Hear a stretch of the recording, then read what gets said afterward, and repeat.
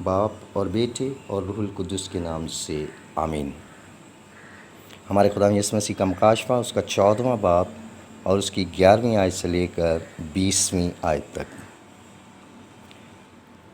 اور ان کے عذاب کا دھواں ابدالآباد تک اٹھتا رہے گا، اور جو اس حیوان اور اس کی مورت کی پرستش کرتے ہیں اور جو کوئی اس کے نام کا نشان رکھتا ہے انہیں رات دن آرام نہیں ملتا۔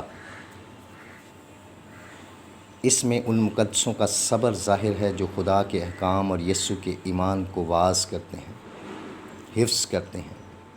پھر میں نے آسمان سے ایک آواز سنی جو مجھ سے کہتی تھی کہ لکھ لے کہ اب سے مبارک ہیں وہ مردے جو خداوند میں مرتے ہیں۔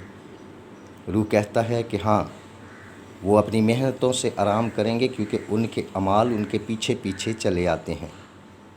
اور میں نے نظر کی تو کیا دیکھتا ہوں کہ ایک سفید بادل ہے، اور اس بادل پر ابن انسان کی مانند کوئی بیٹھا ہے، جس کے سر پر سنہری تاج اور ہاتھ میں تیز درانتی ہے۔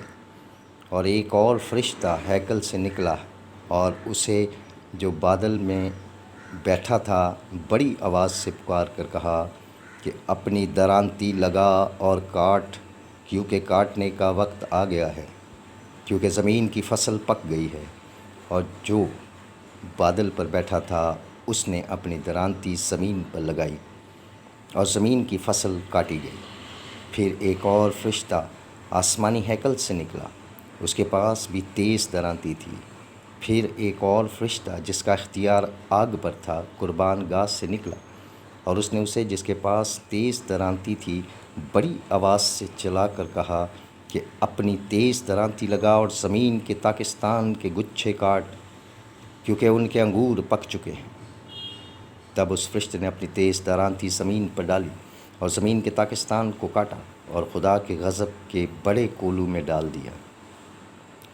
اور شہر کے باہر اس کولو میں انگور روندے گئے، اور خون کولو سے نکل کر گھوڑوں کے لگاموں تک چڑھ گیا، اور 1600 گلوں تک بہہ نکلا۔